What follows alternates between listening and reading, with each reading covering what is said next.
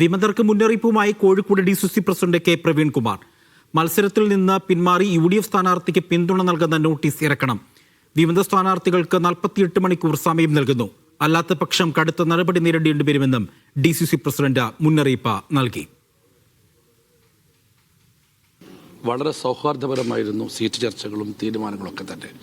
ഘടകകക്ഷികളുടെ seat വിഭജനം നന്നായി പൂർത്തീകരിച്ചു. പാർട്ടിക്കകത്ത് അടിത്തട്ടിൽ ചർച്ച നടത്തി മുകൾത്തട്ടിൽ അംഗീകാരം കൊടുത്താണ് സ്ഥാനാർത്ഥി പ്രഖ്യാപിച്ചത്. പക്ഷേ 3 ഇടങ്ങളിൽ കോൺഗ്രസ് സ്ഥാനാർത്ഥിക്ക് വിമതനായി 3 പേർ മത്സരം ശ്രദ്ധയിൽപ്പെട്ടിട്ടുണ്ട്. പലരും നോമിനേഷൻ കൊടുത്തിരുന്നു. ജില്ലാ കോൺഗ്രസ് കമ്മിറ്റിയുടെ ആവശ്യപ്പെട്ടനുസരിച്ച് എല്ലാവരും പിൻവാങ്ങിയതാണ്. പക്ഷേ 3 പേർ പിൻവാങ്ങിയിട്ടില്ല എന്ന് മനസ്സിലാക്കാൻ സാധിച്ചു. ആ 3 പേരോടും ഞങ്ങളൊരു 48 മണിക്കൂർ സമയം കൊടുക്കുന്നുണ്ട്.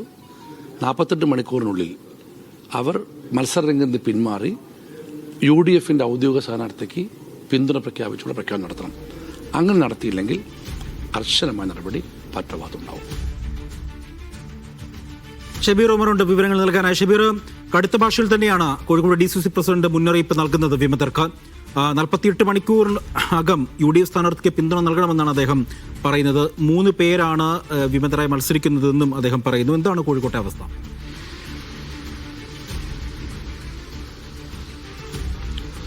അജി, DCC പ്രസിഡന്റ് പറഞ്ഞതുപോലെ 3 നിലവിൽ വിമതരുടെ ഭീഷണി UDF അല്ലെങ്കിൽ കോൺഗ്രസ് നേരിടുന്നത്. അതിൽ 2 കുന്നമംഗലം ബ്ലോക്ക് പഞ്ചായത്തിലാണ്. അതിൽ 2 ഡിവിഷനിൽ വിമതരുടെ ഭീഷണി നേരിടുന്നുണ്ട്. കാരശ്ശേരി ഡിവിഷനിൽ നമുക്കറിയാം 5 പേർ വിമതരായി നാമനിർദ്ദേശ പത്രിക സമർപ്പിച്ചിരുന്നതിൽ 3 പേർ ഈ കോൺഗ്രസ് നേതൃത്വത്തിന്റെ ചർച്ചയെ തുടർന്ന് നാമനിർദ്ദേശ പത്രിക പിൻവലിച്ചു. പക്ഷേ 2 പേർ ഇപ്പോഴും കാരശ്ശേരി ഡിവിഷനിൽ മത്സര രംഗത്തുണ്ട്. ഇവർക്കുൾപ്പെടെയാണ് DCC അധ്യക്ഷന്റെ മുന്നറിയിപ്പ്. മറ്റൊന്ന്, കുന്നമംഗലം ബ്ലോക്കിലെ തന്നെ പൂവാട്ടുപറമ്പ് ഡിവിഷനിലാണ് മറ്റൊരു വിമത സ്ഥാനാർത്ഥിയുള്ളത്. മുൻ മണ്ഡലം മഹിളാ കോൺഗ്രസിന്റെ പ്രസിഡന്റായിട്ടുള്ള ആളാണ് വിമത സ്ഥാനാർത്ഥിയായി മത്സരിക്കുന്നത്. ഇവർക്കുൾപ്പെടെ DCC അധ്യക്ഷൻ മുന്നറിയിപ്പ് നൽകുകയാണ്, താക്കീത് നൽകുകയാണ്. അടുത്ത 48 മണിക്കൂറിനുള്ളിൽ മത്സരരംഗത്ത് നിന്ന് പിന്മാറിയതായി നോട്ടീസ് ഇറക്കണം, പത്രക്കുറിപ്പ് ഇറക്കണം. ഇല്ലാത്ത പക്ഷം കർശന നടപടി നേതൃത്വത്തിന്റെ ഭാഗത്ത് നിന്ന്, കോൺഗ്രസിന്റെ ഭാഗത്ത് നിന്നുണ്ടാകുമെന്നാണ് പറയുന്നത്. DCC അധ്യക്ഷൻ പറഞ്ഞ മറ്റൊരു സ്ഥലം തിരുവമ്പാടി ഗ്രാമപഞ്ചായത്താണ്. തിരുവമ്പാടി ഗ്രാമപഞ്ചായത്തിലെ 7ാം വാർഡിലാണ് വിമത സ്ഥാനാർത്ഥിയായി